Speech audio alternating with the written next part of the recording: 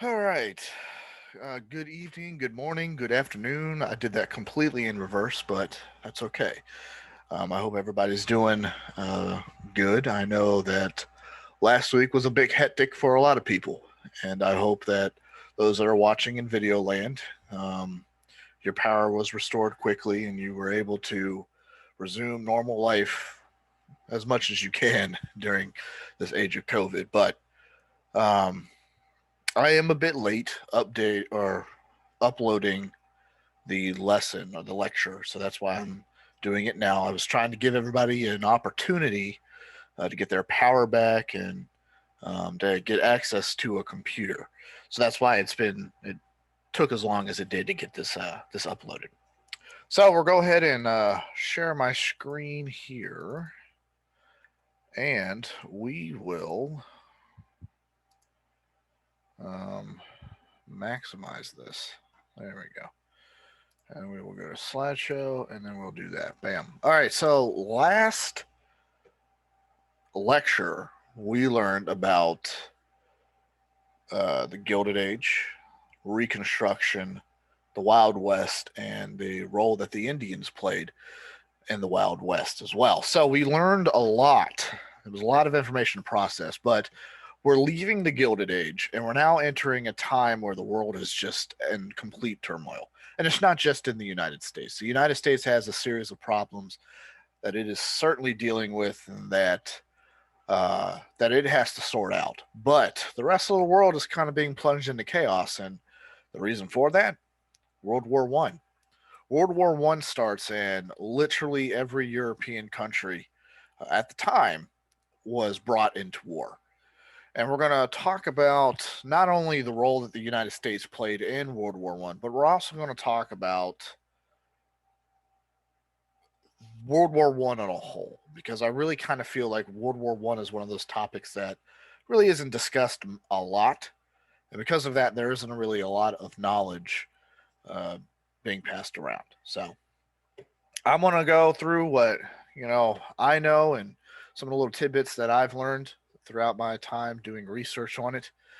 These are all British soldiers, by the way, as they're called by the Axis Tommies.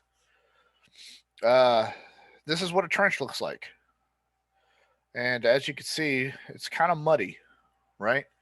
And this is really kind of this is what the fighting was. Now, Germans, they had much more complex and nice trenches. I guess you could, if you could put nice and trench in the same sentence, Germans would definitely have it. The Germans were very good at fortifications, and the British were really kind of just hastily putting together defenses, as well as the French and the Russians. But the fighting in World War II was just, or World War One, excuse me, horrendous. It really, honestly, it really was.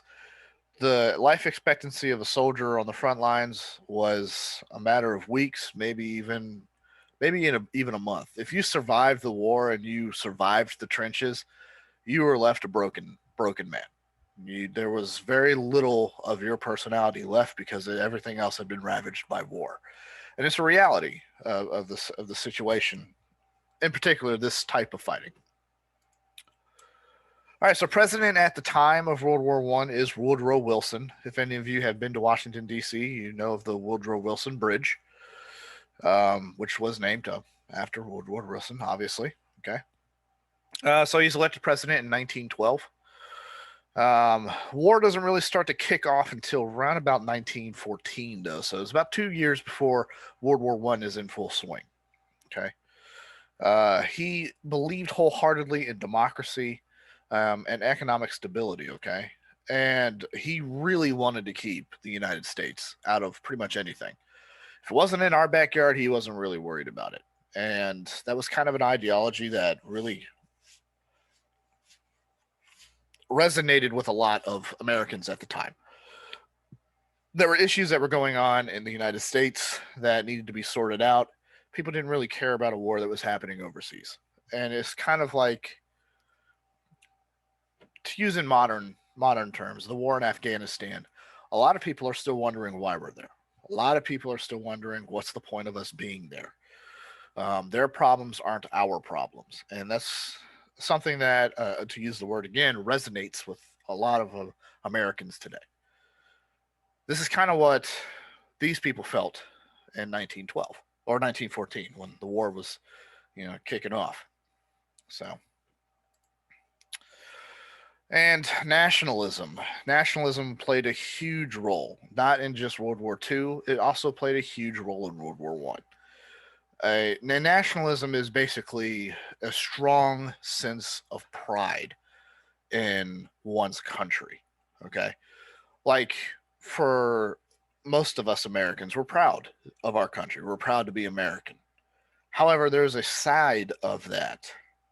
In most recent history, we all witnessed what happened at the Capitol. That's what a sense of extreme nationalism uh, can do. Okay. Extreme nationalism is what happened in Germany in World War II.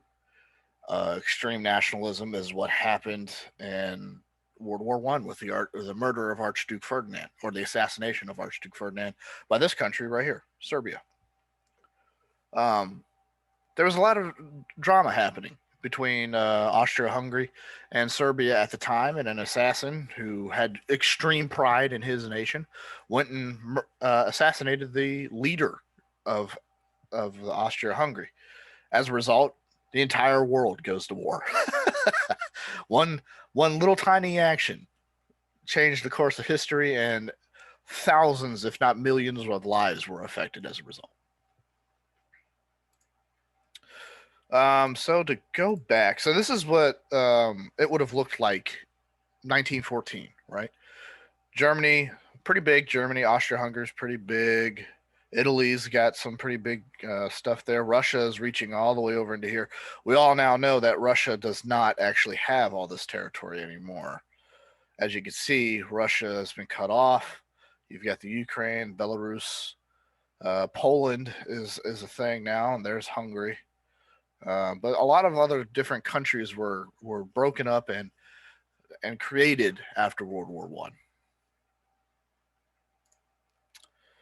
All right, so the top 5 causes of World War One: alliances, and there were dozens of alliances. Alliances were really the major reason. Okay, the most forefront reason as to why World War One happened. And the reason for this is because, let's say, one of you is okay. Let's not use that as an example. Okay, let's say the United States gets attacked, right? Well, Britain and France. Well, not so much France, but Britain is probably one of our longest allies that has always been with us through every conflict we've been in. Britain would be the first one to answer the call. Yeah, so one country declares war on us, Britain's going to declare war on that country. Now, that country, let's use Russia for example. Okay, Russia attacks the United States or declares war. Britain declares war against the Russians. The Russians, who are allied with the Chinese, well, the Chinese then declare war on Britain. And so the United States declares war on the Chinese. And because the United States declared war on the Chinese, China's ally, North Korea, declares war on the United States. Well, then Australia, who's an ally, you see how it can get extremely complicated. And this is really kind of what happened here. All right. Austria-Hungary, or Serbia, assassinated Archduke Ferdinand. So Austria-Hungary declares war on Serbia. Well, Russia is an ally to Serbia, so Russia says, well, we're declaring war on you since you declared war on Serbia. And Germany is like, well, we're declaring war on you because you declared war on them for declaring war on Serbia. And then somehow everybody gets involved. It really is a complex web of alliances that really kind of just it just snowballed. And before you knew it, all of Europe was involved in war. Imperialism. Now, imperialism was a big thing around here. And kind of after World War One, we do away with imperialism. The whole world just does away with it because it led to this. We were fighting on really all corners of the world because Britain, for example, had a multitude of colonies around the world. And in the same token, Russia had allies around the world, or not allies, colonies. Germany had colonies. Spain had colonies. France had colonies. I mean, they had territory that was not, that was completely outside of their originating countries. And because of that, they mustered those colonies to war. And you had people that were involved in the war that had no vestment into the war at all.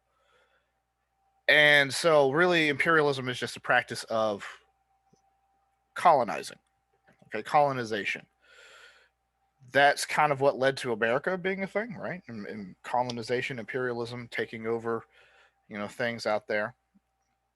And that's why there was fighting, like I said, pretty much in every corner of the world. Next, you had militarism. Now, militarism was an arms race. And there was a lot of technology that was developed, war technology that was developed during World War One. For example, machine guns. Okay, now I'm not talking about like your AK-47. Pretty much everybody's familiar with an AK-47. That's a machine gun. I'm talking about a belt-fed machine gun that you would put in a defensible position, and that's pretty much what World War One was. No Man's Land was called No Man's Land because it was covered, that area, one by artillery, two by machine guns that prevented one side from coming and attacking the other. So No Man's Land was just literally craters, mud, dead bodies, blown out trees, and everything. But nobody tried to attack through that, and if they did, it was suicidal because the other side had machine guns. And the US's role in that, we sold machine guns to both sides. Both sides. Both the bad guys and the good guys. Yes, we sold to both sides. Now, we didn't do that through all the war, but we did do that. And as we can see here, as I mentioned in the previous slide, nationalism. Nationalism was probably the second biggest reason that World War II started. Or not two, sorry, one started. Okay. We don't need to go back over that because we did that in the previous slide. And of course, down here, the one that kickstarted everything, the assassination of Archduke Franz Ferdinand. And here is the Archduke himself. I love his mustache. I wish I could do that with mine, but I can't. My mustache hair does not permit it. But June 1914, him and his wife are out and about. And he's not the actual person on the throne at this time. But he is next in line to get the throne of, I guess, Austria-Hungary. Now, they are killed by a Serbian nationalist. Okay? Both of them are killed. Sophie and Franz Ferdinand. They're both shot dead. Pow, pow.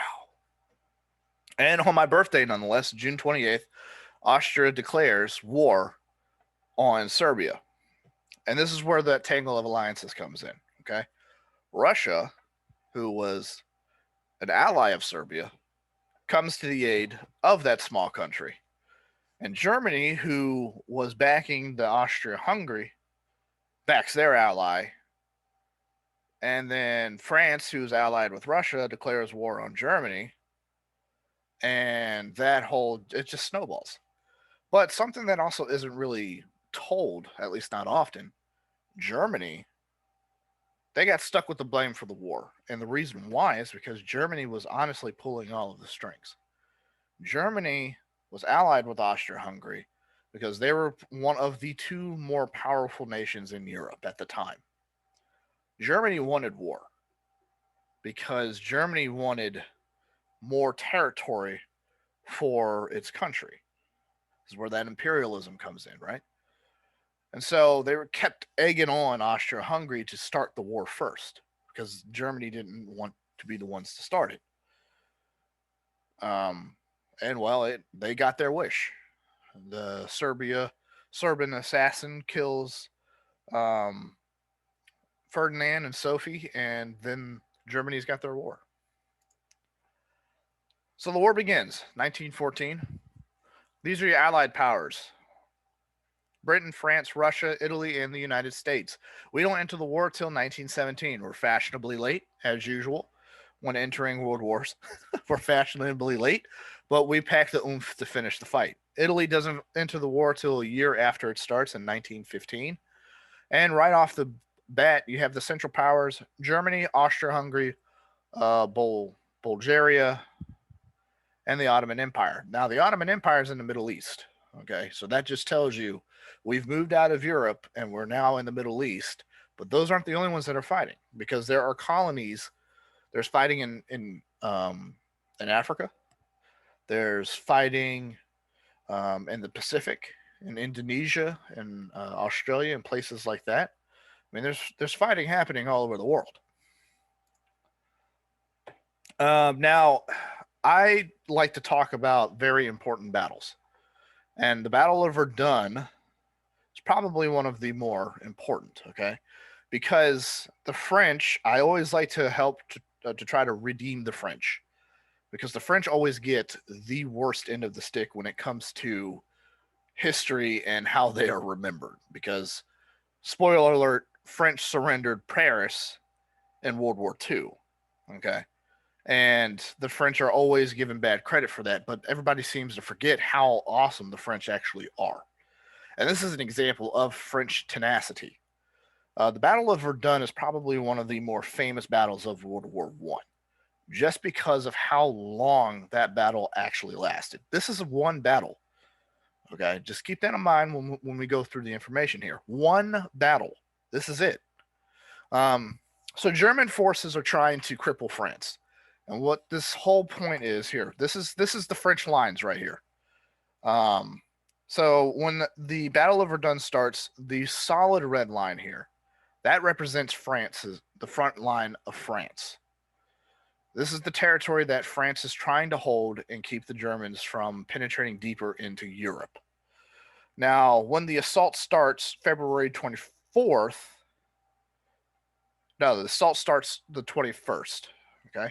And that's represented by the red line. The dotted line is the territory that Germany takes 3 days later, all right? And by August 8th, 1916, we started in 1915, and August 1916, the Germans have captured that much. But through October and December, the French push back, and this is what they take right here. Okay, I know it's very difficult. I don't know if my mouse actually picks up either. So, but just look down at the bottom left, and you see the graph or your key, right? Blue is what they end up taking back, right? So this is the map that represents the battle.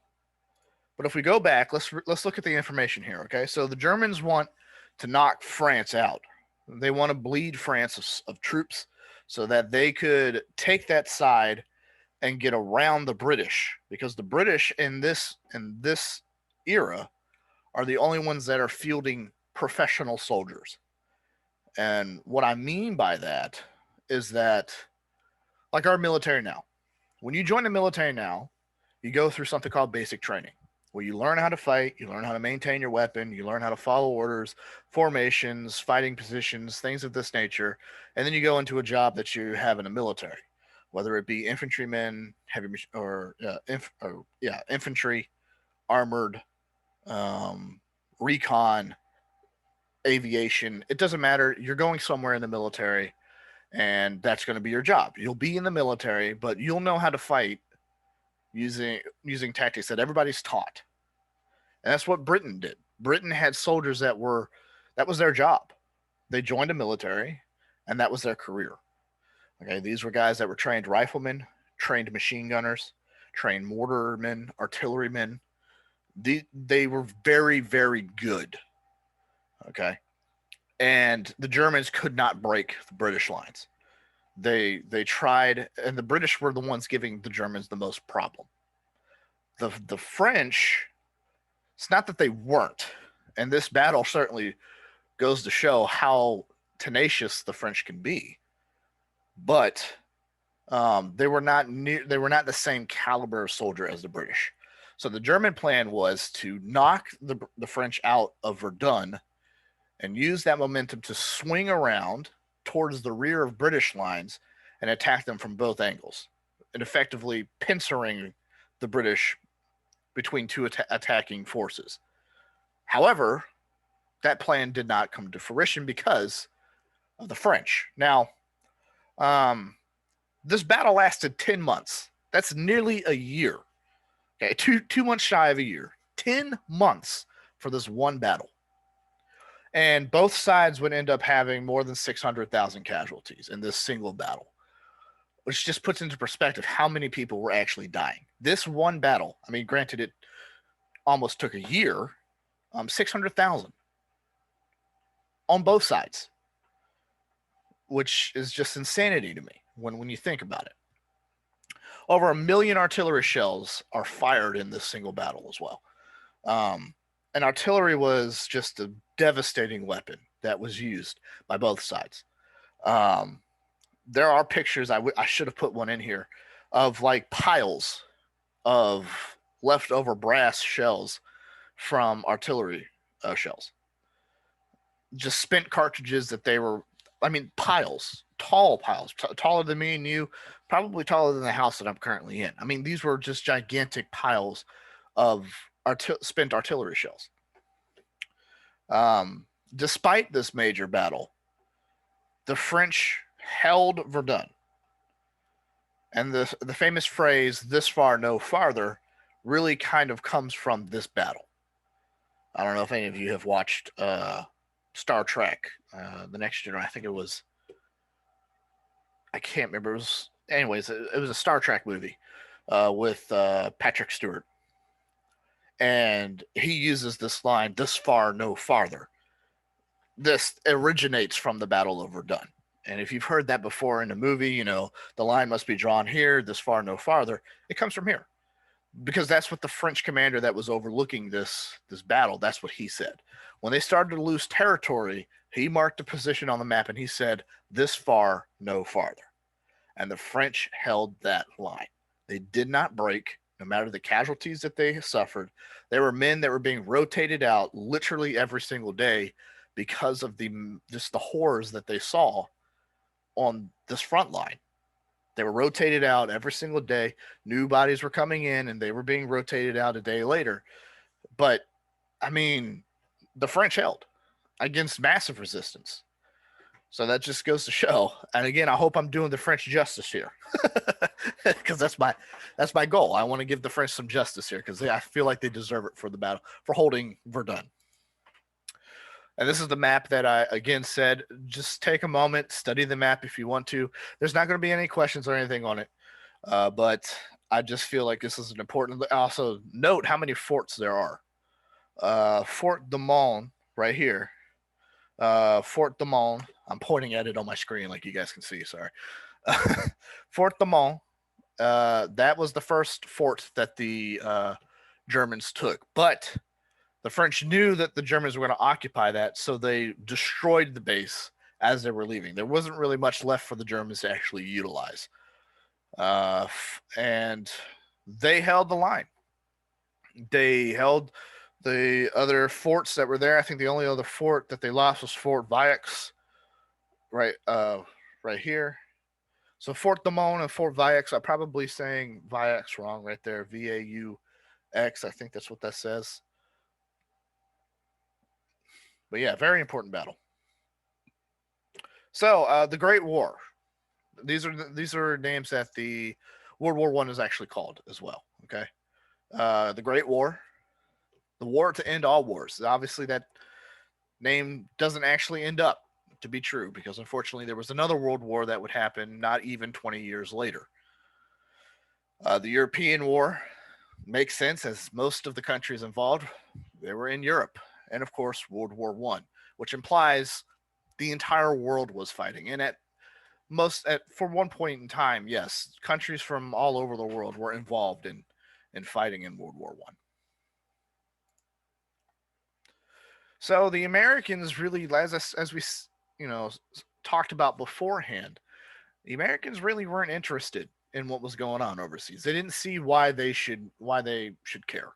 These are countries that they don't even know, that they're not vested in any type of alliance or anything of that nature. Why should we care what they're doing over there?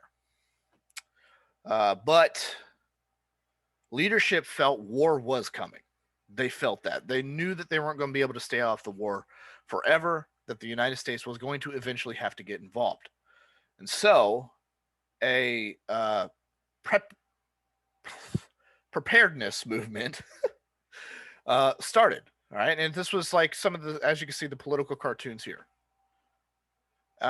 where people were calling, let's just be prepared just in case something we have to get involved. We would rather need it or have it and not need it than need it and not have it in that type of sense, right? It was one of my uncle's favorite sayings. Rather I'd rather have it and not need it, or need it and I don't have it. So, in this sense, this is kind of what the Americans are saying. Let's get ready, right? Let's start building bombs. Let's start building bullets. Start getting ships together. Let's start training men, just in case we do have to get involved in this. And of course, with every movement, you have a counter movement, and there was a peace movement. People just wanted to have peace. They didn't want to get involved in a war that there was no reason for them to get involved. Obviously, this movement did not succeed because we end up getting involved in World War One, anyways. So you have some phrases being um, thrown around here. Excuse me, sorry. And one of them is isolationist. We are still very isolationist today.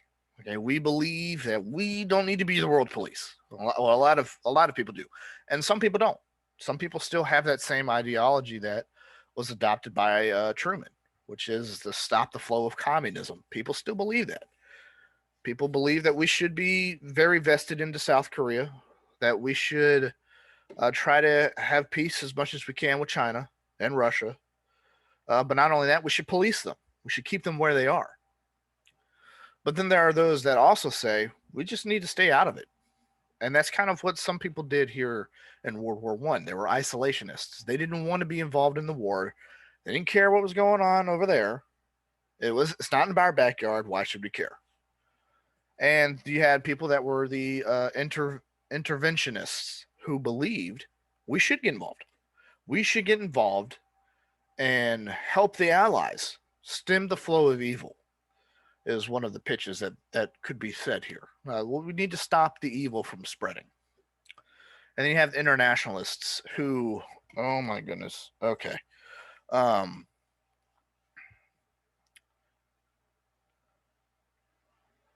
get involved only to solve the problem and promote the peace. So they really just wanted to get involved only to just stop what was going on over there, and then everybody get back to doing peace. Everybody, kiss, make up. Let's get back on to doing other things.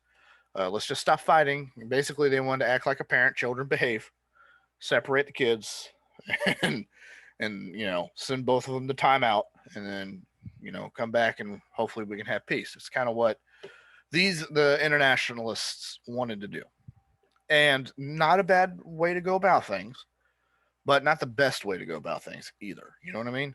Because just slapping a band-aid on it doesn't really solve the issue, and that's kind of what we did here. We just slapped a band-aid on it, and then whatever, we were done with it. It wasn't going to happen again. Who cares? But it did. All right, so the Lusitania. Now, this is a bit of a mixed story. Okay. Now, Germans claim the ship was carrying weapons, and it says there it probably was. Fact is, it was. This, as I said before, we were giving weapons or selling weapons to both sides of the conflict. We were selling them to Germans. We were selling them to British, French, whoever was buying, we were paying. Okay.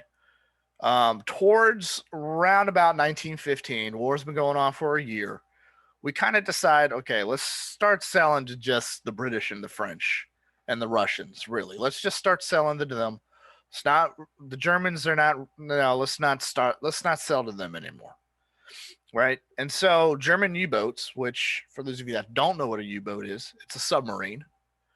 Um, they sank the British ship Lusitania, which Lusitania probably went to port, picked up some passengers, the weapons, and was heading back to Britain. Unfortunately for the Germans, that was also carrying 128 Americans, which not good. Not good at all. The Americans were not happy at this at all. Okay. And eventually it led to the United States to join the Allies in the war. And also firmly put the whole let's sell weapons to just the Allies thing into a reality. Okay. Um, but yes, we were selling to just to put that out there again. So it's not being confused. We were selling weapons before 1915 to both sides. We were selling them to Germans. We were selling them to American or not Americans, the Allies. Okay. So there we go. Let's move forward. Um, by 1917, the Great War had devastated Europe and claimed millions of lives. Next week, next week, because it is Sunday when I'm recording this, World War II is what we're going to be talking about. It's a video that I have actually attached that I really want everybody to take the time to watch it. And it puts into perspective the amount of death that happened in World War II. Now, World War II was worse casualty wise than World War One. Okay. The Russians lost in World War II, the Russians themselves lost 20 million people,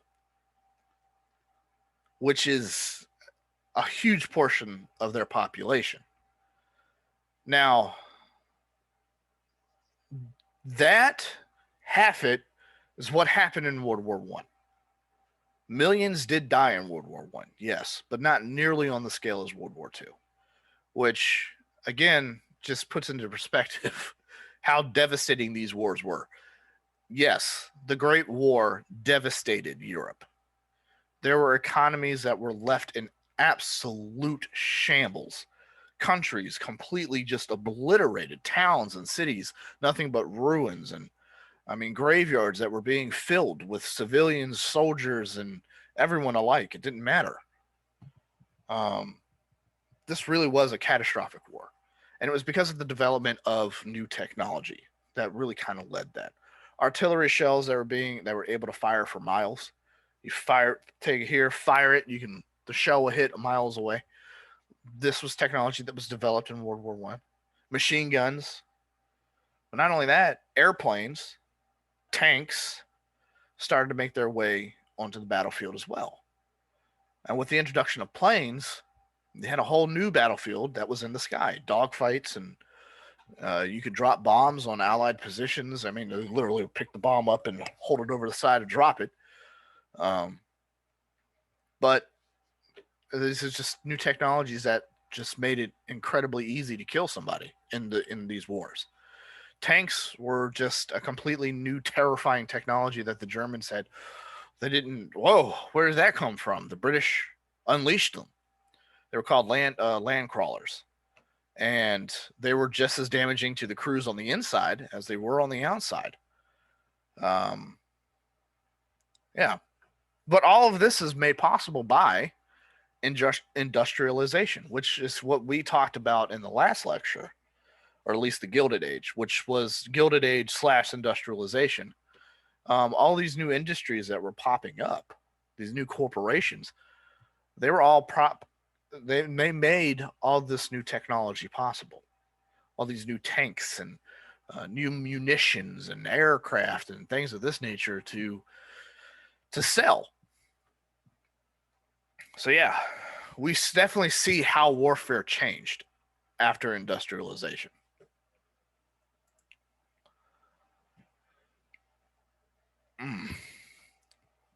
So this is another example of a trench. As you can see, these are British soldiers again. You can tell by the helmets. British helmets were actually designed so that you could flip them over and use it as a dish. Okay, so that was also your mess kit. You put it on your head and you tried not to lose it. Did it actually stop a bullet? Probably not. Probably not, if we're being completely honest. That helmet did not offer the greatest of protection, and the British would still use those in World War II. Um, but yeah, it didn't offer the greatest of protection, but it made them easily identifiable as Tommies. So trench warfare. This is you remember how in like Revolutionary War and then Confederate Wars or the Civil War where they would line up, each line up, and then they start shooting at each other. It's kind of how what they're doing here, just not on that scale because the weapons are 1,000 times more accurate than musket was, which is what they were using in the Civil War and the Revolutionary War. So the trench warfare represented the weapons that were on the battlefield, which when you look at warfare, when you really start digging into military history, tactics change based on the weapons that are involved. For example, in World War II, when fighter planes were going 500 plus miles per hour and they could climb to a ceiling of 20,000 something feet, most pilots will tell you that survived getting shot down, they did not see who shot them down. And that's how warfare evolved. In World War I, planes could see, they had to see each other because they didn't have, I mean, they weren't going 500 plus miles an hour. They were barely putt-putting along, but they were able to shoot each other. And the only way you could do that is if you saw each other, so they were all, doing barrel rolls and stuff like that, however you dogfight. But in World War II, the tactics completely changed because the fighters were going so fast. I mean, with more accurate weapons in today's modern era, I think one of the longest tank to tank kills is held by the British, the Challenger series, that knocked out another tank from over a mile away. That tank that got knocked out a mile away never saw that Challenger, but that Challenger saw him, and not only that, was able to reach out and get him. But that's how most engagements would happen now because that's how the warfare has evolved. We have weapon systems that are just so more advanced now. And back here in this time frame, the trenches were dug because this is what best supported their weapons that they had at the time. Their rifles, although accurate, were not the best.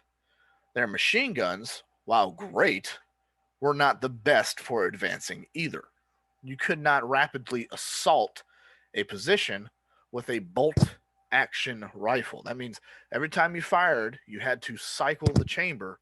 Sorry, I'm hitting my mic. You had to cycle the chamber in order to get that bullet out and to put another one into the barrel. It wasn't like you could hold down the trigger and then a whole bunch of bullets came out. Well, you had a gun like that. It was the machine gun, but it was too heavy for one person to actually operate while standing up. Okay. It was actually, we'll get into that in World War II. But yeah, so trench warfare was really the major source of warfare until tanks came into play. Tanks were really designed, the British designed them to go over trenches. So the tanks were really good at that. The German counterpart was not as good as the British counterpart. It was made with the mindset of supporting the trenches, while the British version was made for getting over the trenches, causing a breakthrough, being that punchline. That's kind of what tanks were designed to do. So yeah, there was no man's land was a real thing. Nobody went into no man's land, and if you did, you were dead. That it was just that simple.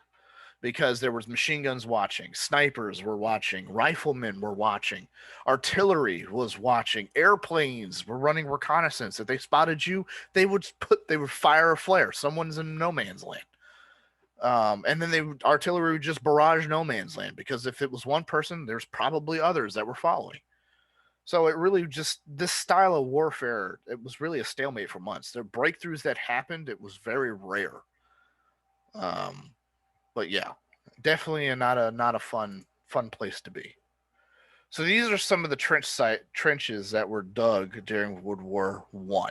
This is in France. Um, a lot of modern day buildings are over top of these. But if you went and you metal detected in these areas, you could probably still find a few souvenirs. People are still going out into Bastogne and places like that and finding relics from World War II. And over in this grid right here, you see all this roughage right here. Again, I can't really see if you see my mouse or not, but in the yellow, there's like a little spot that looks rough. Those are craters. Those are craters from artillery shells. Now, the rest of the fields look okay, but this is probably a concentration of artillery barrages that happened in this area because there was something of importance there that a German or, a German may have spotted. Okay. So this is again just reiterating no man's land, right? Oh, well, no, actually, okay, yeah. Now that I understand the map, I should have read beforehand. The yellow area represents no man's land. Okay. Blue is Allied. Red is Axis, right? No, blue is German. Red is British. Why did they do that? I don't know. But that yellow area in between, that's no man's land. That's why it's cratered. It looks like it's cratered because that's where primarily most of the artillery barrages happen. Okay. So yeah, that's an odd way to do it. Typically, I would really think that blue would be Allied and red would be the enemy, but I didn't make the map. All right, so this is just some of the images. That one's really pixelated there, but you can see the little cutouts that they've made there, and that's really kind of just protect them from artillery. Artillery landing in trenches was commonplace, and these are some soldiers here. Yeah.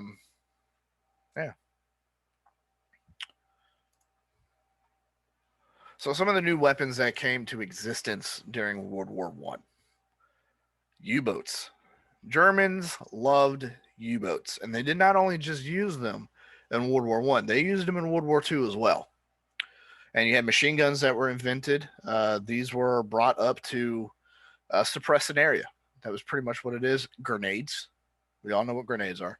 And more importantly, mustard gas. Mustard gas was designed and used quite a lot, not just by the Allies, but also by the Germans. And these are two British soldiers that have gas masks on because they are fighting in gas. Tanks and airplanes. We talked about that before. This is one of the land crawlers right here. Okay, this is the airplane, and there's one of the machine guns I was telling you about. As you can see, it's not really a sophisticated machine. It was sophisticated for the time, certainly, but literally, if you wanted to drop a bomb, right, you would take this is your bomb. You would literally hold it over the edge and then just drop it. That was you dropping a bomb. It wasn't like in World War II where they fell out from underneath the plane. No, you had to hold it and then drop it over the edge. And most of the planes back then, they had a tail gunner. So you had a pilot who, piloted the plane, and then he had a set of machine guns that he would use to fire at planes in front of them. And then your gunner guy in the back, he was firing at planes behind you. It was really, really chaotic way to dogfight. And that's a Zeppelin. Zeppelins were used in World War One. And there's some trucks there. Industrialization. This was the first time that we saw machines at war. We've heard machines in war before. Catapults, trebuchets, siege towers, battering rams. Siege weapons is what those were called, but they were mechanical in nature. But this is a combustion engine. There's a difference. Okay. So the tank right there, the Mark I is what it was called. Kind of a bag of mixed business there. There is one that is still in existence and still operational. It's at Bovington Tank Museum. They have an excellent collection of tanks. If you ever have the chance when you're in England, go to the Bovington Tank Museum. Okay. The Mark I was a breakthrough. As you can see, like I can't see the treads, which are on the outside of the hull there. They went all the way around the tank, so the tank could essentially just go right over, and they made them that way so that they could go over a trench if need be. But if it got, stuck in a trench, it could dig its way out of the trench as well with the treads. It had two guns on the side. Well, actually, it depended. It could have two guns on the side. It could have two there, two on the side, and then two on the rear, one in the front and one in the back, for a total of 8 guns. 8 guns. It's a lot of guns. But yeah, I mean, you could have 8 guns on that tank, or you can have just the two. But the whole purpose of it was that it was able to fire in any direction, and it could go over the tank, over the trench. It could fire down into the trenches. It could fire out things in front of it and things behind it, things to the side of it. But it also killed the crew on the inside because the engine, the exhaust for the engine, was on the inside of the tank. And we all know what carbon monoxide does. It's very, very horrible. It makes us throw up. It could kill us. And in a lot of instances, British tank crews died on the inside of their tanks without any type of penetration hits from enemy shells, just because of the inhalation of carbon monoxide from the engine, which is crazy to me. How that design flaw, that's a major flaw. How did you not consider that? But this is the industrial age. A lot of people don't realize the hazard of carbon monoxide, or maybe that just hasn't been realized as of yet. That's my thinking there, anyways. So America enters the war finally. January 31st, 1917.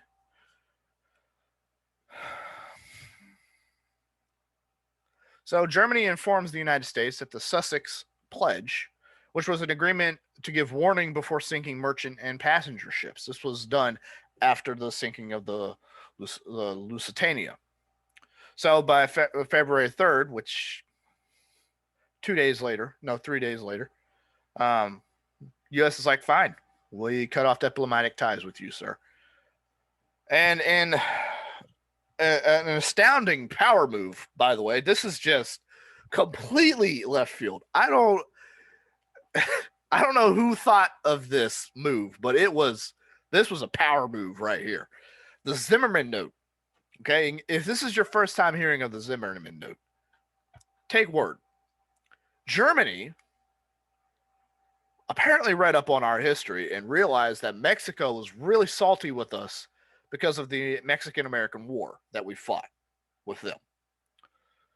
And they said, if you go into the United States and attack them, we'll promise all that lost land you got, we'll give it right back to you. Of course, Mexico didn't actually do it. It's a good thing, too. Mexico has actually been one of our greater allies. That's right next door. After Hurricane Katrina, they were the first ones at our border, coming in with fresh water, clothes, food, everything that they could spare. They came and they spared it to us after Hurricane Katrina. They're really good people. They are an awesome country that has really, even though we did them very dirty in history, has respected that and still has been there with a helping hand whenever we needed it. So they did not take Zimmerman up on his offer, if that's who sent the note. But yeah,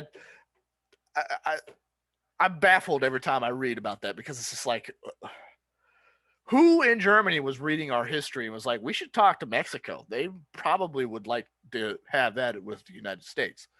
But so the Battle of Cantigny, excuse me, I butchered that. This is the first battle that the Americans entered, okay? And this is like this is a tone that is being set by America, okay? We may come to the party early, but when we come to the party, we're coming in swinging, all right? So the first battles the Americans entered. Everybody, France, Britain, Germany, every single other European country looked at the United States as a little kid. Okay, the little kid with the lollipop, thinking they can enter in the ring with the big kids. So nobody treated the Americans with respect. Okay, the British did not count on the Americans. The French did not count on the Americans. So when the word came in that America was going to be leading in this particular battle, the French aided the Americans with everything they had. They tried to give the Americans every bit of support that the Americans could have. Turns out, Americans don't actually need it. The Americans went in against overwhelming odds and held the town for 72 hours. Despite German counteroffensives, gas attacks, and artillery shellings, the Americans held firm. And this is just a prelude to what America would actually do in the war. There were records of Americans being so just overzealous, they went through enemy lines to a point where they were cut off from behind, and then they had to hold out. And there was a company, I can't remember the actual company's name, but there was a company that actually was taking part of an overall offensive, and they pushed their way so deep into German territory that when the Germans realized how deep that they had actually penetrated, they moved battalions behind and cut them off from the American or the Allied lines. And by the time that the Americans had stopped, they realized, oh man, there's Germans behind us. And they had to hold their position there until the Americans could break through and get back there. So during this whole time, the Germans are desperately trying to get these Americans out from behind behind their lines, and the Americans are desperately trying to get in to get this company out. So there's a massive battle that's happening on two sides. The Americans that were inside the lines were New Yorkers. Okay, it was mostly a battalion comprised of New Yorkers. All right, and that New Yorker mindset of I'm doing what I'm doing. Why don't you go back over there and do your job? That kind of came out here. They were just completely defiant of surrender or anything else in that. They were getting their way out no matter what. And they ran out of ammunition on their own weapons, picked up German weapons, and were fighting with their German weapons until the Americans finally were able to break through and rescue the battalion, which is crazy. Okay, one of the most famous sayings that came from the Americans in World War One, which no one wants to live forever, and hell, we just got here. Or retreat, hell, we just got here. That's another one. Okay, American company coming in, and this is their first time in Europe, first time in combat. The French are retreating. One of the French guys stops and says, "We are retreating," and the Americans are like, "Retreat? Hell, we just got here."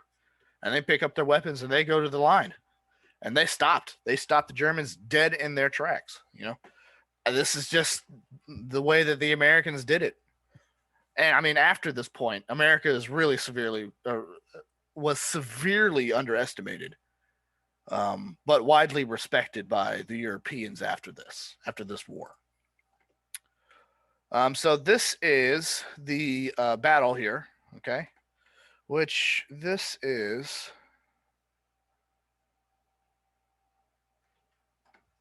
I can't tell who is who. There's no key. Well, for this instance, we're going to say. Okay, yeah, here we go. German counterattack right here. And this is Cantigny here, right? These are the American battalions here, 28th Infantry Division, 1st, 2nd, 3rd Division. Okay. So as I don't take my 100% factual stuff on this. I believe that when it comes to military, an overall battalion is made up of multiple divisions. Okay. For example, 101st Airborne, right? 506 Battalion, Easy Company. Okay, no. Yeah. One division is made up of multiple battalions, which are then made up of companies. Got you. So this is Battalion 1, Battalion 2, Battalion 3. Okay. These three battalions are going up against three German battalions. Now, the French provide artillery and air support prior to the Americans coming to the front line. They attack Cantigny and they hold that line for 72 hours. That blue line, that dotted line, is what's going to be reflected after the battle ends on May 29th, 1918. And the Americans played a huge role in holding that city. I don't know if you can see, but the gray lines represents roads. Roads were an extremely critical and very important strategic asset during wars in Europe, World War I and World War II. Cantigny, typically towns that had many roads that came in through it, were of vital tactical importance because you were able to reach different portions of your lines depending upon where that town was. So this particular town, Cantigny, was important because you could see all of the gray lines, the roads that were leading into there.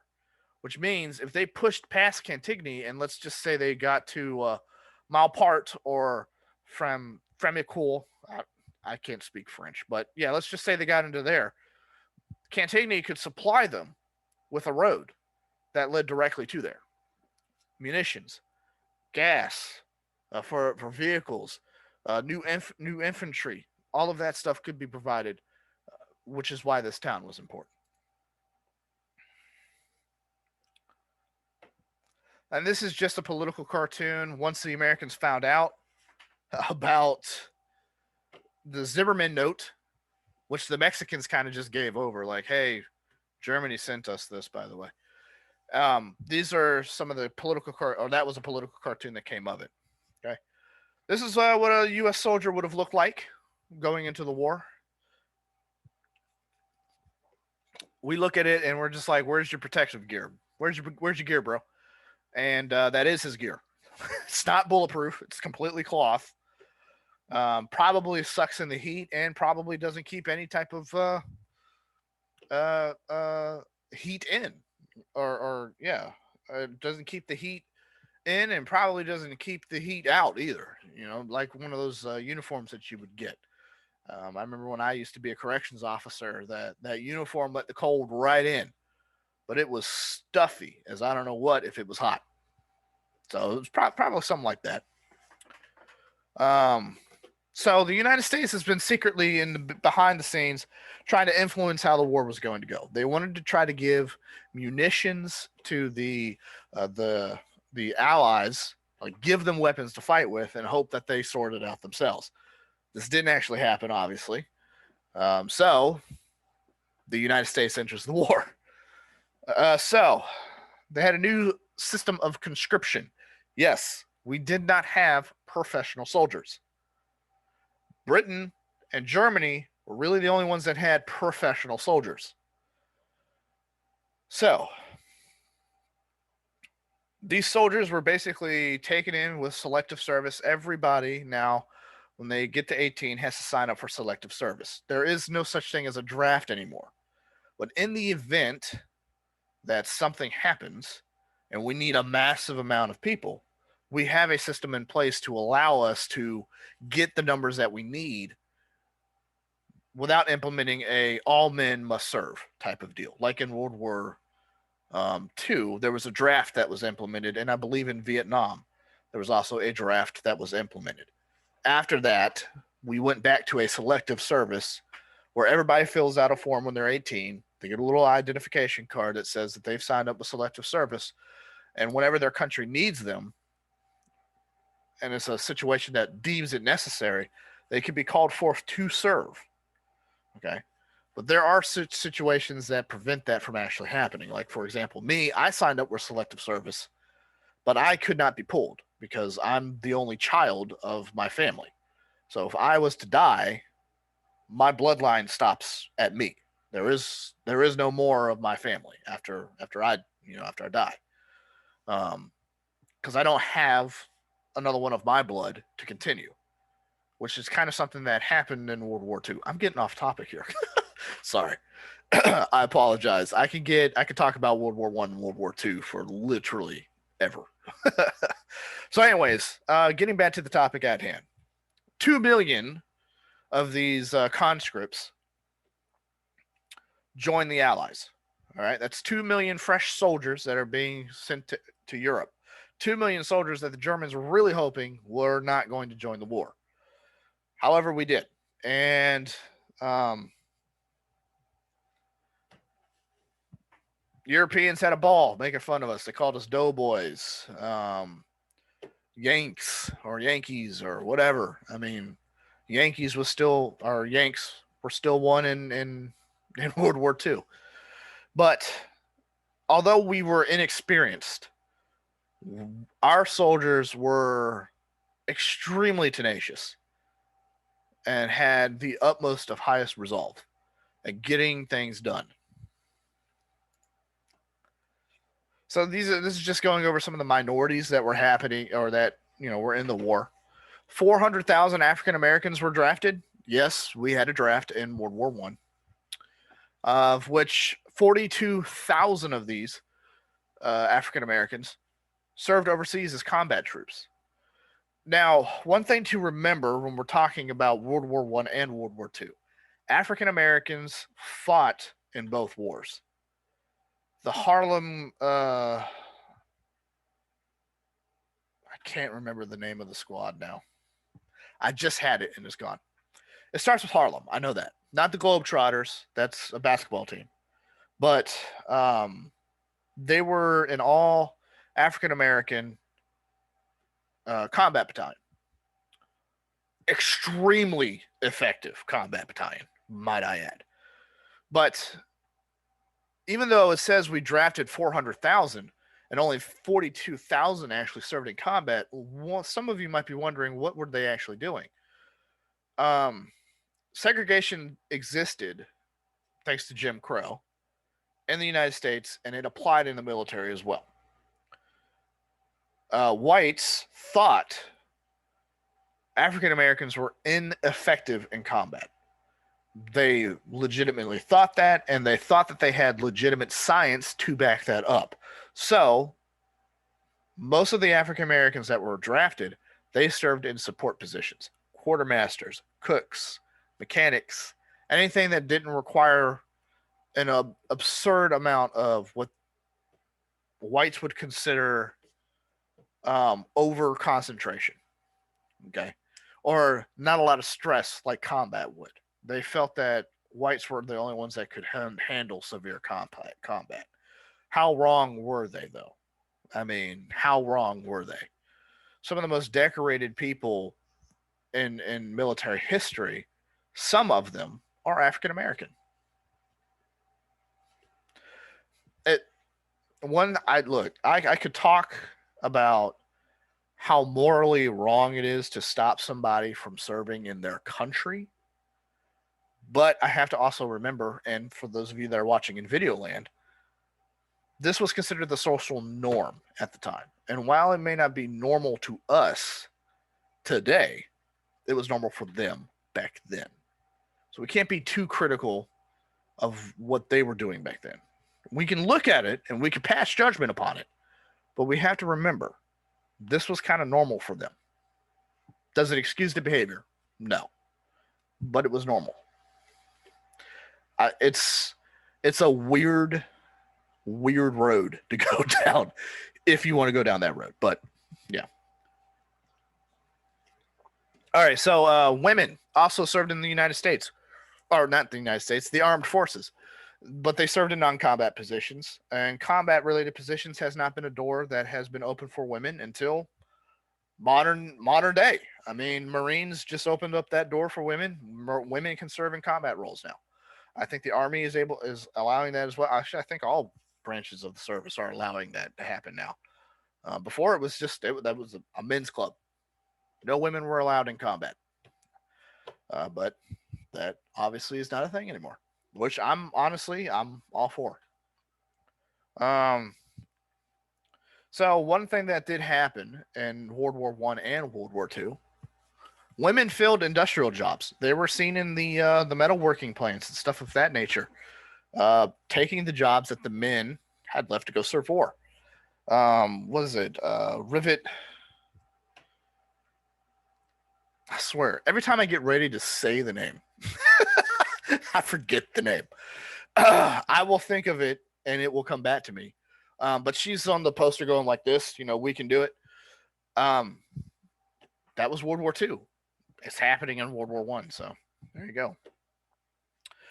Something called the Great Migration happens during this time as well, where African Americans migrated from the South to the North to get industrial jobs. And over 100,000 Mexicans moved into America to do farm and ranch labor. So this was a time of massive prosperity for minorities, or for them to get jobs and stuff of that nature.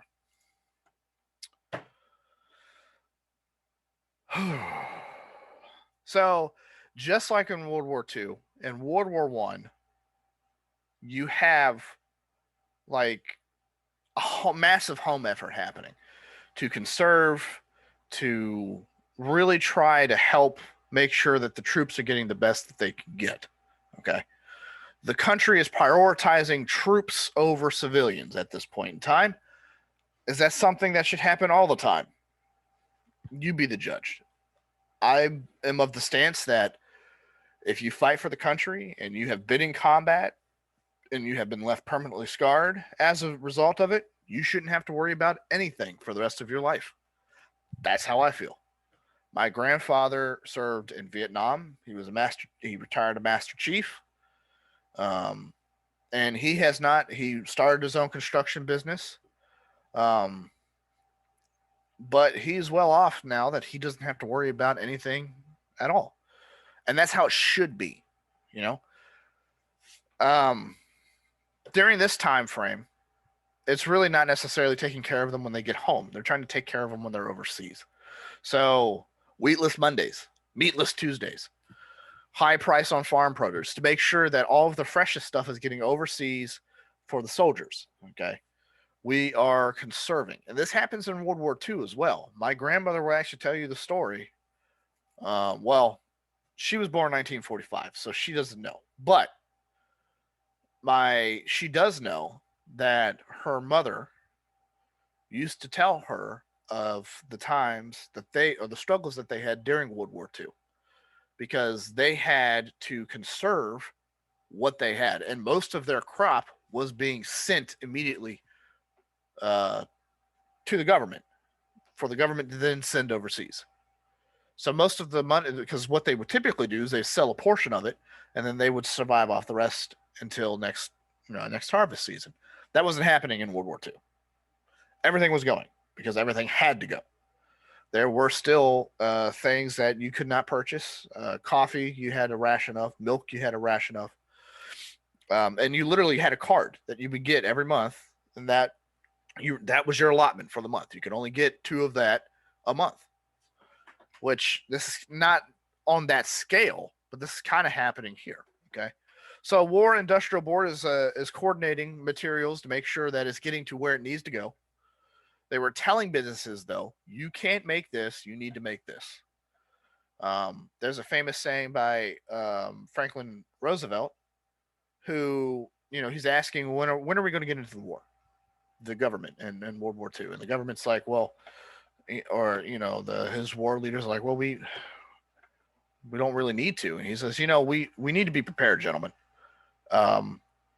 We are making refrigerators while our enemies are making bombs. And he was basically saying we need to switch over. We need to stop making peaceful stuff and start making not so good peaceful stuff. And that's kind of what the WIB is doing here. They're telling them, stop making refrigerators. You need to start making bullets. Okay, you need to stop making cars. You need to start making tanks. I don't. If someone came into my business saying that they were part of the government, saying you need to stop making this and you need to make what we're telling you to make, I would have a serious problem with that. So daylight savings time, that wonderful thing that all of us love, right? That was introduced during this time frame to conserve energy, right? So there you go. Blame World War One. World War I. That's why we got daylight savings time. Liberty bonds and victory bonds, war bonds. I know we've heard of that before. Liberty bonds and victory bonds. They were in World War One. It allowed people to exchange currency. Um, we'll say, hey, it's kind of like an IOU type of deal.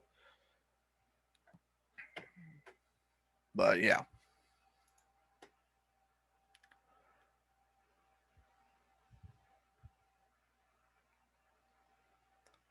Some political cartoons here. Or not cartoons, propaganda, I would say. So here we go. Public opinion about the war was not high, obviously. It was a huge divide. People that wanted to be over there, and then there was people that just, it's not our problem. Why should I care? But they hired authors, songwriters, entertainers to sway public opinion in favor of the war. So that's where you get the propaganda. I would love to get my hands on some of the actual propaganda from that time, just because I think it's so cool and so of the period. But yeah, I mean, people weren't all about it. Not like World War II. People were all about it with World War II. And I got a story to prove just that when it gets to it. The Espionage Act of 1917 provided penalties/prison terms for anyone convicted of spying or interfering with the war effort. Loose lips sink ships. That's where that comes from. Loose lips sinks ships. Okay? Something to remember. And I think the one where the ear, and it says even the walls have ears, this is kind of just more of that political that propaganda coming out to alert the public. Someone that you think may not be a spy could in fact be a spy. So be careful. So the Sedition Act of 1918 made it illegal any public expression of opposition to the war. And it let officials prosecute anyone who criticized the government. This right here is a violation of what amendment, people? First Amendment. There you go. Cheers. The First Amendment allows us to protest, allows us to, do speech, allows us to petition, allows us to do all sorts of things. This is a clear violation of those rights. Just because you have an opposition that doesn't favor the war and doesn't favor the government doesn't mean you should be locked up for it. But they were doing it in 1918.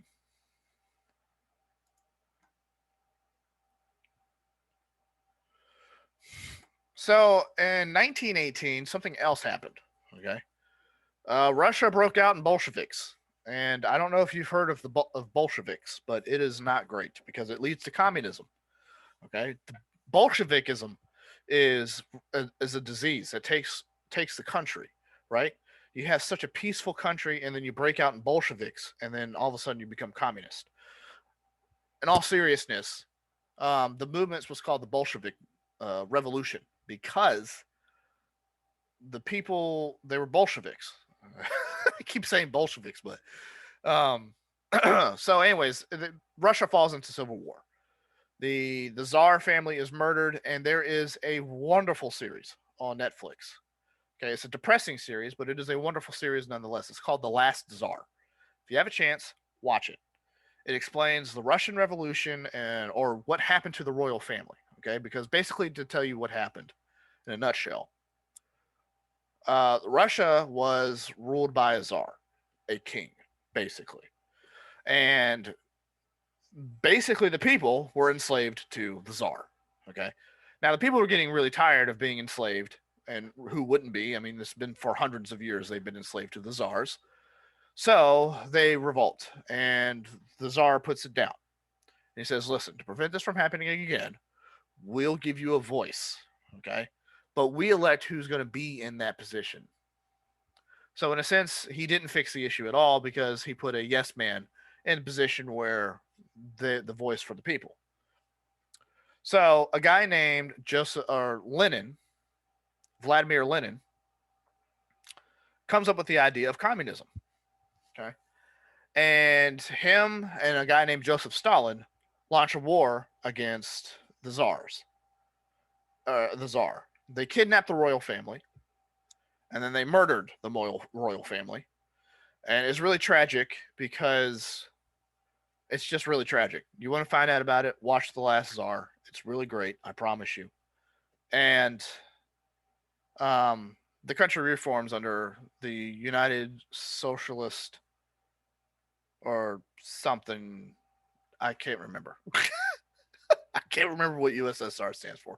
They reform underneath the Soviet Union. Okay, Lenin dies, Stalin takes over. There you go. That's everything in a nutshell. But Russia withdrew from the war, so Germany no longer has to fight two fronts. Yay! Yay! So they send everything to the West, which is not good, obviously, because we were already tired as it is.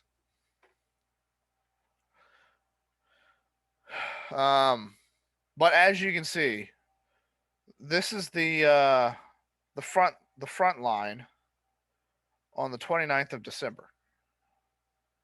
So now that Russia's out of the war, they reorganize and plow, get in deep into France. But the Americans were able to stop it. This is Paris. Look at Paris. Look at how close Paris is. They stopped it before they can get to Paris, though.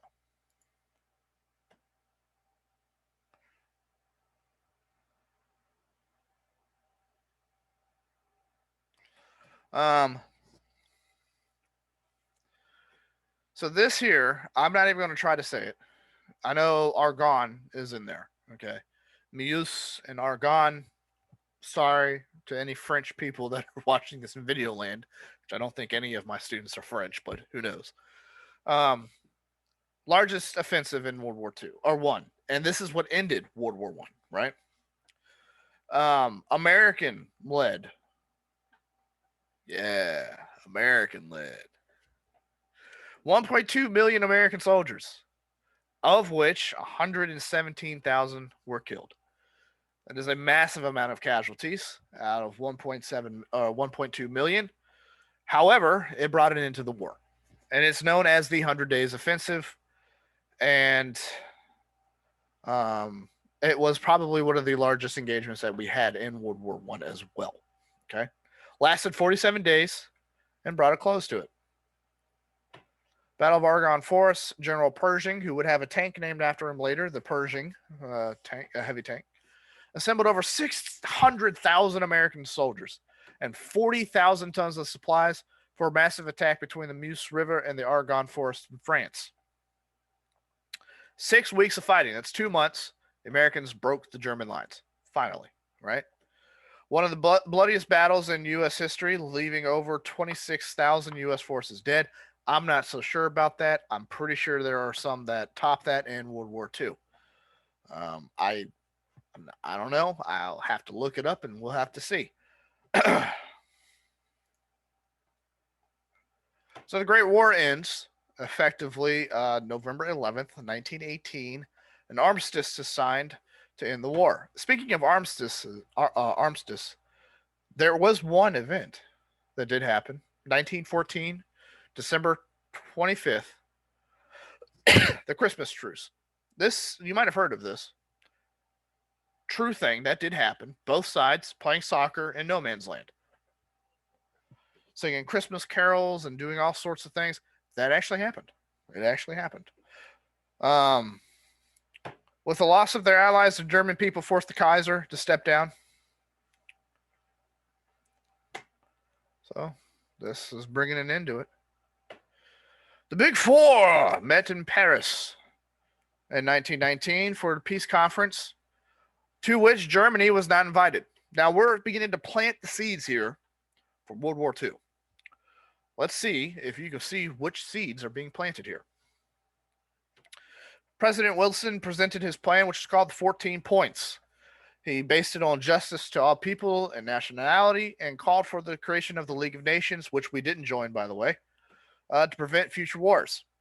Many of Wilson's proposals were discarded as too lenient for the final treaty required Germany to acknowledge the guilt of the war and pay $33 billion in reparation to the Allies and be stripped of its armed forces.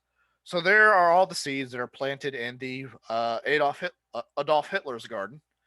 These are going to sprout into very hateful memories in Adolf Hitler's mind, and he will take those into take those into World War II. Okay, all that I just put there, Hitler in World War II states they're not. We didn't do all that. That's basically what he was saying to the German people. We didn't do all that. Okay, and we're not. Who cares about all that? We're not following it. So the League of Nations was an idea, kind of like the United Nations, which is what we have now, where all the countries are involved, and there is a militarized force that is available. All countries have to pay to be in it, though, and there's only, I think, of a handful. Estonia is one of them, where they have a certain quota of payment that needs to be met, and if they make those or meet that payment, anytime that they are attacked, the allied nations will come and defend them.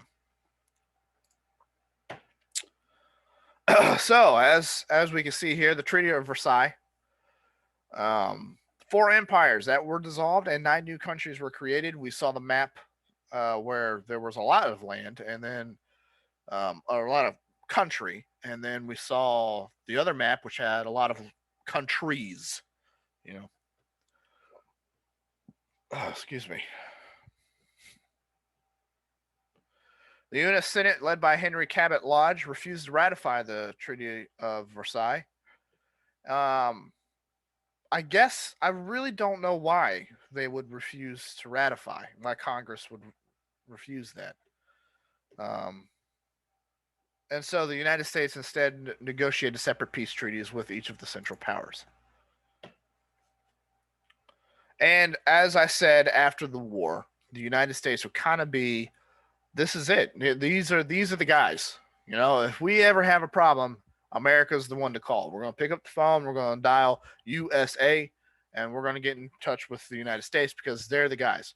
They came into the war, and they literally ended the war in a year, right? We joined 1917. We ended the war in a year. Keep that a year, right? It's like World War II. We entered the war in World War II, 1944, and in Europe, and ended it in 1945. A year. Now, Pacific took us a little bit longer, but Europe, we crushed Europe. But we had more allies in Europe. The Pacific, we kind of had to do by ourselves. So it took, and it's ocean, so it took a long. I'm making excuses. Whatever. All right, so,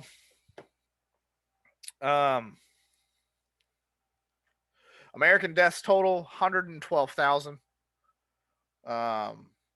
But the good thing is that a lot of these apparently were not done by combat, as it says here, which is kind of contradictory because if I do remember, going back a few, what?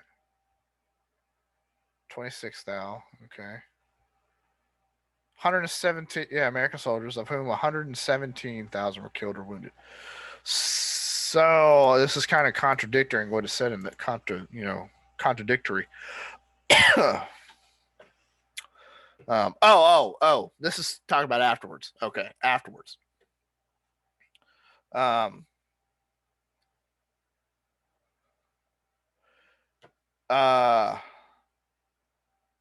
Yes, influenza or H1N1 was a very massive thing that happened during this time, or when the soldiers came back. And it's kind of like what we have now, COVID. It was going crazy throughout then. And people were locked down during that time frame too, so you can take comfort in the fact that this has happened before. And unfortunately, the difference between then and now is that it was a crime to be out. You had to be in your house. You couldn't go anywhere else. Couldn't commingle. Couldn't do any of that. If you were caught out in the street, jail time. And their way of dealing with the virus was completely different than how we obviously can do it now. We have much better medicine and practices now, but yeah. Sergeant York, this man right here. This is what a hero looks like. Look at that man. Look at him. No, but in all seriousness, Sergeant York is probably he is a legend. Okay. He received a Medal of Honor for leading an attack on a German machine gun. Okay, during the Argonne Forest Offensive. He took 32 machine guns, killed 28 German soldiers, and captured 132 others. That man is a machine. That is not a man. That is a robot. Okay. And in respect to Sergeant York, he is actually a man. Okay. And he did do these very historic and very heroic things. This story is not it, it is one that is shared among others. Not the same story. Obviously, there are different Medal of Honor stories, but there were a lot of Medal of Honors awarded, not only in World War I, but in World War II as well. Some are still being awarded to this day. So the impact at home, we had rapid inflation increase. We had racial unrest, and this is basically because the African American soldiers that were coming back from Europe, which they were treated okay for the most part, were now coming back to their homes where they realized and they remembered, oh yeah, this is what it's like to be at home. They felt horrible at home, and then they felt okay up there. Red Scare, that's false. That's false. Oh, okay. Red Scare doesn't happen until after World War II. Okay, so this person that wrote this did not. Yeah. Okay. So when you see Red Scare, just ignore it. Red Scare doesn't happen until after World War II. All right, and I will talk about Red Scare in the 1950s. Yeah.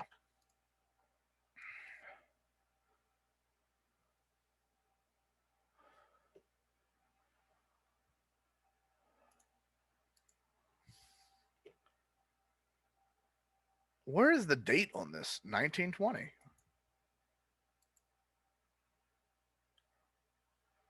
I may have to do a little bit more digging, but um, I'm so 100% certain that Red Scare happened after World War II. I'm so 100% certain. So I don't know what this is referring to. I will openly admit that.